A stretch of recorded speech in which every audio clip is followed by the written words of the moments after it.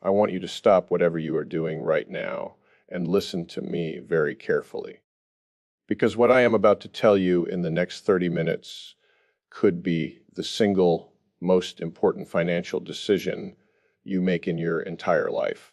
Not this year, not this decade, your entire life. I have been doing this for over 40 years. I have managed billions of dollars through the Black Monday crash of 1987, through the dot-com collapse, through the 2008 financial crisis, through the COVID panic. I have seen things that would make most investors quit the business entirely. And in all of those 40 years, across every crisis, every crash, every moment of pure financial chaos I have ever witnessed, I have never, not once, seen the conditions that are forming right now. What I am going to describe to you today is not a theory. It is not a prediction based on hope or fear. It is pattern recognition built on 4 decades of watching how financial systems break. And the pattern I am seeing right now is screaming at me louder than anything I have ever seen in my career. Here is the scenario I want you to think about. You wake up one morning, you check your banking app, and there is a notice from your bank. Effective immediately, withdrawals are limited. ATMs are capped at 300 per day. Wire transfers require 5 to 7 business days of review. Online transfers to external accounts are temporarily suspended pending regulatory guidance. Your first reaction is panic. Your second reaction is confusion. And your third reaction, if you are like most Americans, is complete helplessness. Because you have no plan. You never thought this could actually happen here. Not in America. Not to you. Let me tell you something. That is exactly what the British people thought in 1992. That is exactly what the Argentinian people thought in 2001. That is exactly what the Cypriot people thought in 2013. And every single one of them was wrong. And by the time they realized they were wrong, it was already too late to do anything about it. So today, I am going to walk you through exactly what bank withdrawal restrictions are, why they happen, what the specific warning signs look like before they hit, and most importantly, the exact steps you need to take right now, today, before any of this unfolds, to protect yourself and your family, not after, not when the news breaks, right now, because by the time it makes headline news, the window to act is already closed. Let me start with something that happened in Cyprus in March 2013. Because most Americans have completely forgotten about this, and that forgetting is dangerous. The Republic of Cyprus had 2 major banks, the Bank of Cyprus and Laiki Bank. Both were absolutely enormous relative to the size of the Cypriot economy. Both were deeply exposed to Greek government bonds. When Greece had its debt crisis, those bonds collapsed in value, and suddenly both Cypriot banks were insolvent. Not struggling, not having a tough quarter, insolvent. The money was gone. The European Union and the International Monetary Fund stepped in with a bailout package. But there was a condition attached to that bailout that shocked the entire financial world. Depositors with more than 100,000 euros in their accounts would have a percentage of their deposits seized, literally confiscated, to help fund the bailout. And while the negotiations were happening, before any of this was publicly announced, the Cypriot government did something that most people in that country had never imagined possible. They closed the banks. Completely. For nearly 2 weeks, the banks simply did not open. ATMs were running dry. People could not access their own money. And when the banks finally reopened, withdrawal limits were imposed. People could only take out a few hundred euros per day from their own accounts. Now here is what I want you to really understand about Cyprus. This did not happen because Cyprus was some poorly run banana republic. It happened because a sophisticated, modern European banking system became insolvent almost overnight due to an interconnected chain of events. And the government's response, the moment things got bad enough, was to restrict access to people's own money, not to protect the depositors, to protect the system. Remember that phrase, to protect the system, because that is always the reason, and it will always be the reason. When a government or a central bank restricts your ability to withdraw your own money, they will tell you it is temporary. They will tell you it is to prevent panic. They will tell you it is to protect financial stability. What they will not tell you is that the system they are protecting is not your savings account. It is the banking system itself, which at that point has already failed. Now let me bring this closer to home. I want to talk about what happened with Silicon Valley Bank in March 2023, because the speed of that collapse should terrify every single person watching this video. Silicon Valley Bank was not a tiny community bank. It was the 16th largest bank in the United States. It had $209 billion in assets. It served thousands of technology companies, venture capital firms, and startups across the entire country. And it collapsed in 48 hours. Not 48 weeks, not 48 days. 48 hours. Here is what happened. SVB had taken depositor money and invested heavily in long-term government bonds when interest rates were near zero. When the Federal Reserve raised interest rates aggressively starting in 2022, those bonds lost significant value. SVB was sitting on enormous unrealized losses. When word started spreading in the venture capital community through text messages and Twitter posts, a bank run started. Depositors tried to pull out $42 billion in a single day. The bank could not meet those withdrawal demands. It failed. The FDIC stepped in and took it over. Now, the federal government ultimately guaranteed all deposits in that specific case. But I want you to think about something very carefully. The guarantee only came after the failure, after the panic, after the bank run. If you had money in Silicon Valley Bank and you were not plugged into the right networks, if you did not have friends in venture capital sending you frantic text messages on Thursday afternoon, if you were just a regular business owner with your operating account sitting there, you woke up Friday morning to find that your bank no longer existed. You could not access your money. You did not know if you would ever see it again. That is not a third world problem. That happened in California in 2023, and the conditions that caused it have not been fixed. They have gotten significantly worse. Let me explain why. When Silicon Valley Bank failed, everyone focused on the specific details. Bad bond investments, concentrated depositor base, social media accelerated bank run. But they missed the bigger picture. SVB was a symptom of a systemic problem that affects virtually every bank in the United States right now. And that problem is this. The Federal Reserve raised interest rates faster and higher than any time in 40 years. Every bank that bought long-term bonds or made long-term loans during the era of near zero rates is sitting on unrealized losses.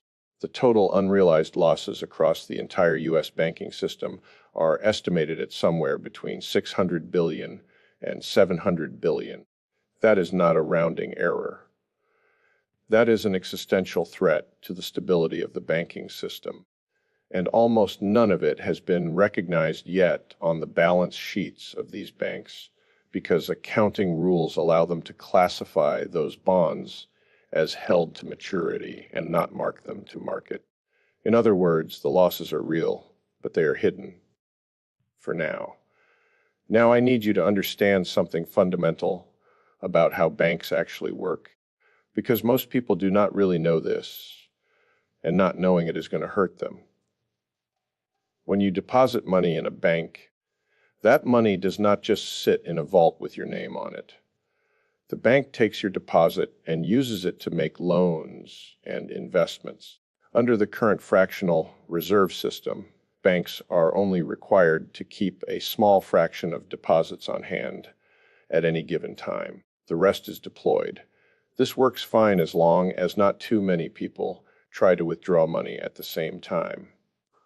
The moment that changes, the moment confidence breaks and people start rushing to get their money out, the bank cannot meet those demands. That is a bank run, and once a bank run starts, it is almost impossible to stop without outside intervention. Here is what makes the current situation uniquely dangerous. Bank runs used to take weeks to develop. People would hear rumors, they would get nervous, they would go to the branch and stand in line to withdraw money. That physical process gave banks time to respond, time for regulators to step in, time for confidence to be restored. That is not how bank runs work anymore. Today, a bank run happens at the speed of a text message. It happens on Twitter and Reddit and in group chats. It happens when a single influential investor sends a message to his portfolio companies saying, "Get your money out right now." And within hours, billions of dollars are leaving the bank through digital transfers. Before any human regulator can even respond, the damage is done. Silicon Valley Bank lost $42 billion in withdrawal requests in a single day. The entire run was organized and executed through digital channels in a matter of hours. The next bank that fails will probably go even faster, and the one after that even faster still. We have fundamentally changed the dynamics of bank runs, but we have not changed the underlying fragility of the banking system. That is a very dangerous combination. So let me now tell you exactly what to watch for. These are the specific early warning signs that bank restrictions could be coming, and they will appear before any official announcement is made. Pay close attention, because these signals will only be visible for a brief window before the opportunity to act closes entirely.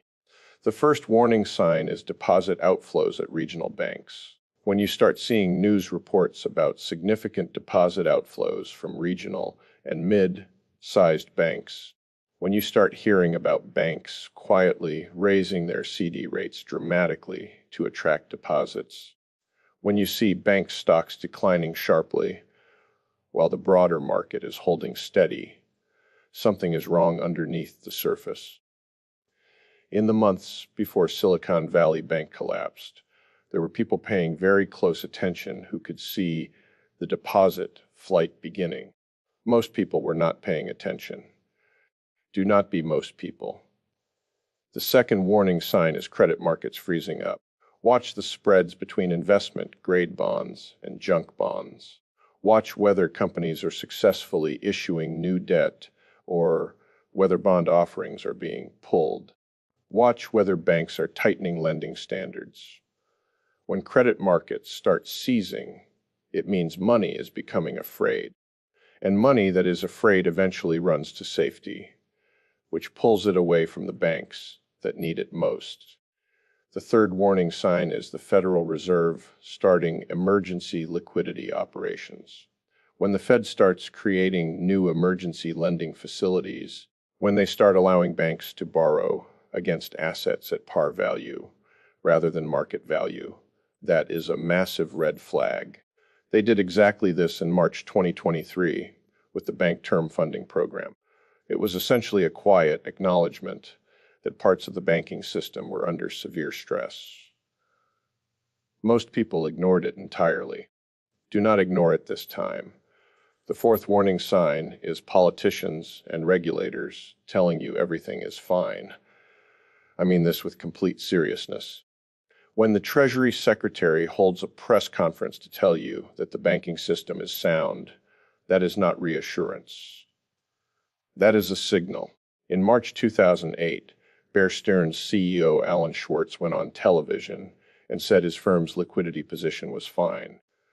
The company collapsed within 72 hours. Officials do not hold press conferences to tell you things are fine when things actually are fine.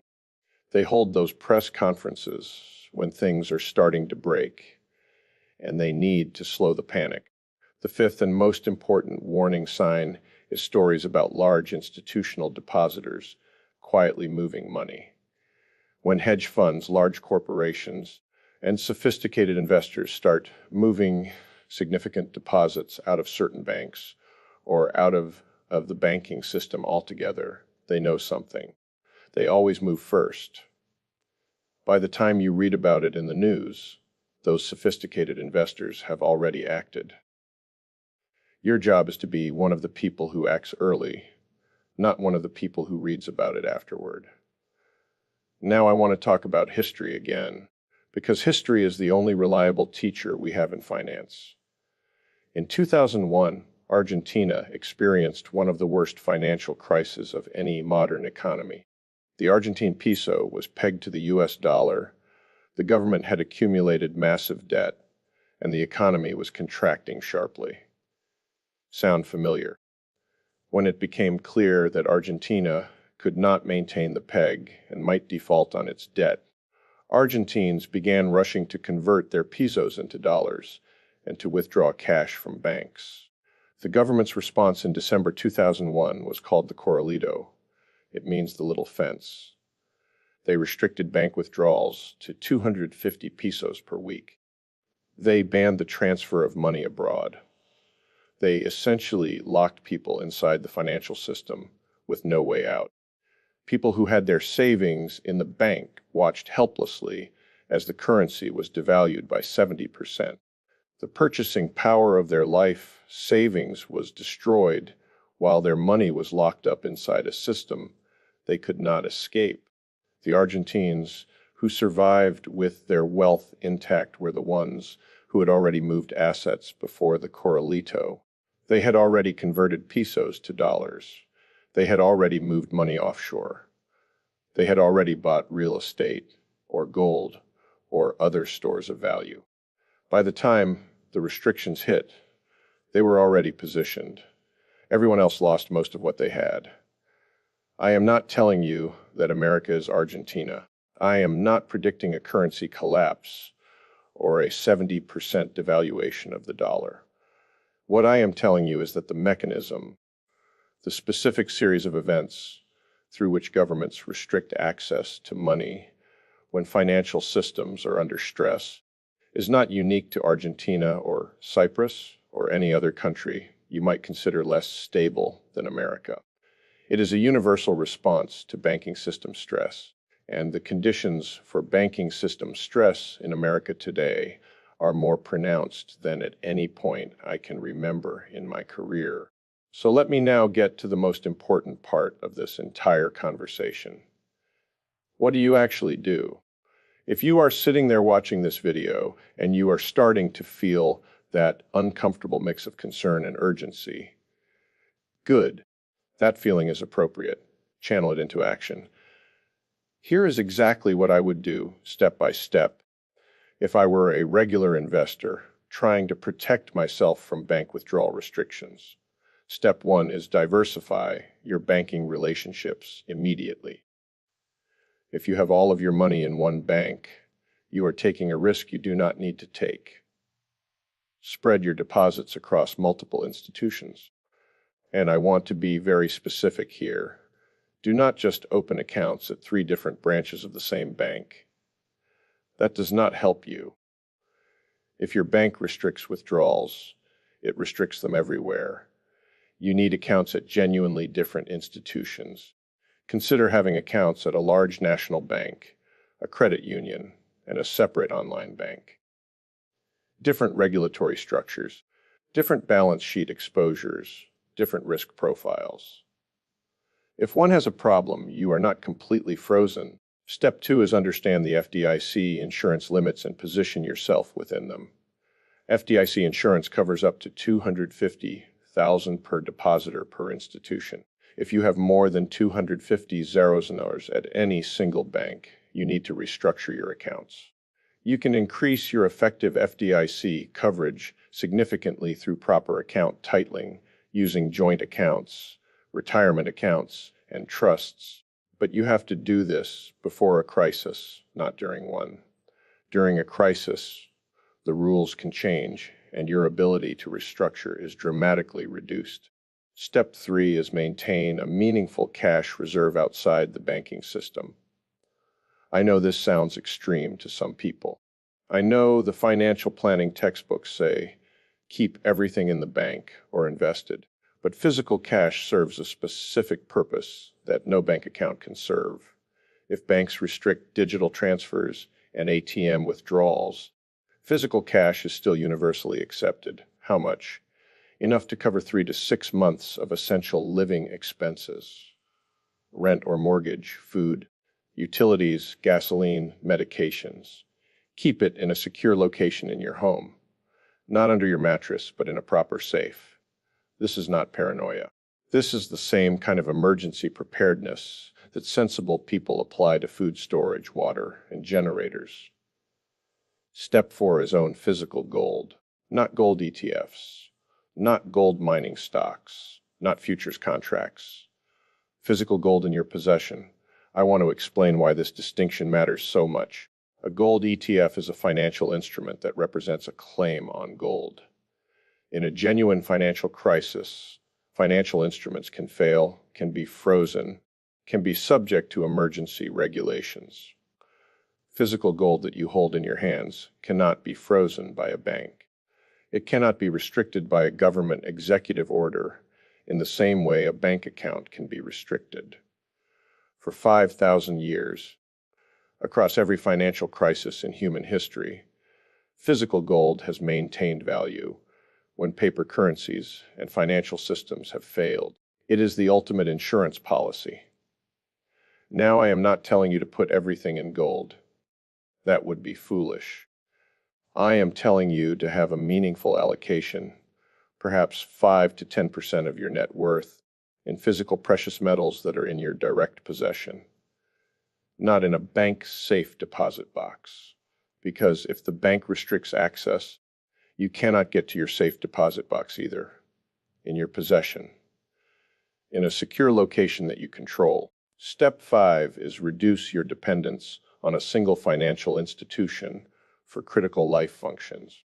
Most Americans have their paycheck direct deposited to one bank, their mortgage auto, paid from that same bank, their utilities auto, paid from that same bank, their credit cards linked to that same bank. They are completely dependent on the uninterrupted functioning of a single institution. When that institution has a problem, their entire financial life is disrupted. Diversify your financial plumbing. Have backup payment methods. Have a credit card from a different institution. Have a checking account at a different bank that could receive income if needed. Reduce your single points of failure. Step 6, and this is the one that most people will resist the most. Consider some exposure to assets outside the traditional banking and financial system. Real estate that you own free and clear is an asset that cannot be frozen by a bank. A small business with revenue-generating cash is an asset that does not depend on financial system stability. Skills and professional relationships are assets. These things do not show up on a brokerage statement, but in a genuine financial disruption, they are often more valuable than the numbers on your screen. Now, I want to address something directly, because I know what some of you are thinking. You are thinking this sounds like the kind of stuff they talk about on extreme prepper channels.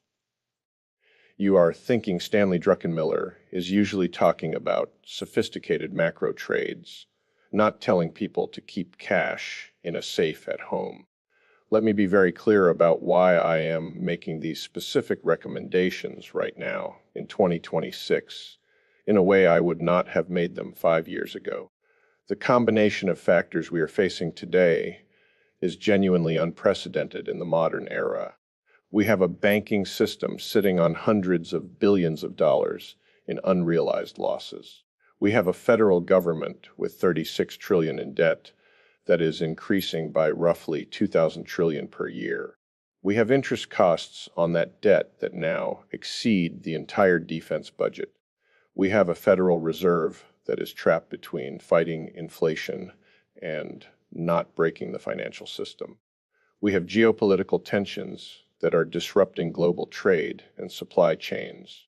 We have digital bank-run technology that can collapse a major financial institution in 48 hours. And we have a generation of investors and depositors who have never experienced a genuine financial system disruption and therefore do not believe one is possible. That last point is perhaps the most dangerous. The people who got hurt worst in 2008 were not the people who were paying attention to warning signs. They were the people who had been told for decades that the system was stable, that real estate only goes up, that major banks do not fail, that the government will always be there to protect depositors. They were the people who had no framework for understanding that these things can and do happen. By the time they realized the framework was wrong, it was too late to act. I have lived through enough cycles to know that the phrase "this time is different" is almost always wrong, except when it is not. The specific mechanism that provides the escape hatch in every previous crisis, the Fed's ability to slash rates to zero and print unlimited money, is genuinely compromised this time. Because if the Fed cuts rates aggressively, inflation comes roaring back. Because if the Fed prints aggressively, the dollar weakens dangerously. The pressure relief valve that has worked every time since 1987 may not work this time. And if it does not work, the consequences for ordinary depositors, ordinary savers, ordinary people who have done everything right their whole lives could be severe. Let me talk for a moment about timing, because I know it matters. The most common pushback I get when I make these kinds of arguments is, "Okay, Stanley, you have been cautious before and been early. How do I know this time is not just another false alarm?" Fair question. And my answer is this: the cost of taking defensive action early is very low. If I am wrong, if the banking system holds together, if the Fed manages this perfectly, if everything works out better than I expect, then what have you lost by spreading your deposits across multiple banks? Nothing. What have you lost by keeping 3 months of cash at home? You have foregone some interest. What have you lost by owning some physical gold? Maybe some opportunity cost if gold underperforms stocks. These are modest costs, inconveniences, adjustments. The cost of not acting, if I am right, is a completely different calculation. If bank withdrawal restrictions are imposed and you are completely unprepared, if you have 100% of your liquid assets locked inside the banking system and you cannot access them, the consequences are not inconvenient. They are potentially catastrophic. You cannot pay your mortgage. You cannot buy groceries. You cannot cover a medical emergency. Your business cannot meet payroll. The asymmetry here is enormous. The cost of being wrong and being prepared is low. The cost of being wrong and being unprepared is catastrophic. That asymmetry alone justifies taking defensive action. Now I want to spend some time on something that I think is equally important, but gets far less attention. What do you do in the immediate moment if bank restrictions are actually announced? Because if that moment comes, the decisions you make in the first 24 to 48 hours will matter enormously. The first thing you do is stay calm. I mean that with complete sincerity. Panic is your worst enemy in a financial crisis. Panic leads to bad decisions. It leads to selling assets at the worst possible prices. It leads to making moves that create unnecessary losses. The people who do best in financial crises are almost always the ones who have a plan and execute it calmly, not the ones who react emotionally. The second thing you do is execute your predetermined plan, not improvise. This is why having a plan before the crisis matters so much. If you have already thought through your contingencies, if you already have physical cash, if you already have gold, if you already have accounts at multiple institutions, then when restrictions are announced, You do not need to figure out what to do. You have already done the work. You simply execute. The third thing you do is resist the urge to make dramatic, irreversible moves based on incomplete information. In the first hours and days of a financial announcement, the information is always incomplete and often wrong. The rumor mill works over time. People make decisions based on information that later turns out to be false. Wait until you have clarity on what the restrictions actually are, what they actually cover, what the timeline actually looks like. Then make measured, deliberate decisions. The fourth thing you do is focus on your essential needs first. What do you absolutely